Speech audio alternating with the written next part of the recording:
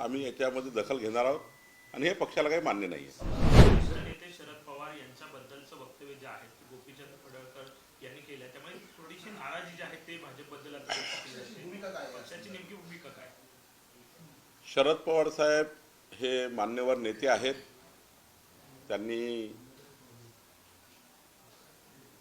त्यांची आणि आमची वैचारिक भूमिका नक्की वेगळी आहे.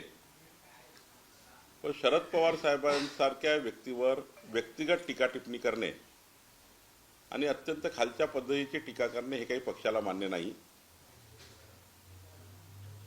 आम्ही जे या पद्धतीचं वक्तव्य करतायत त्यांना योग्य समज देऊ, पण पवार साहेबाबद्दल सन्माननीय जे आहे या लोकांबद्दल कोणत्याही पक्षाचे जे वरिष्ठ नेते आहेत, या राज्याला ज्यांचं नेतृत्व लाभलं आहे, अशा कुठल्याही पक्षातल्या नेत्यावर आमच्या पक्षातल्या लोकांनी व्यक्तिगत टीका टिप्पणी करणे यावर आम्ही याच्यामध्ये दखल घेणार आहोत आणि हे पक्षाला काही मान्य नाही आहे.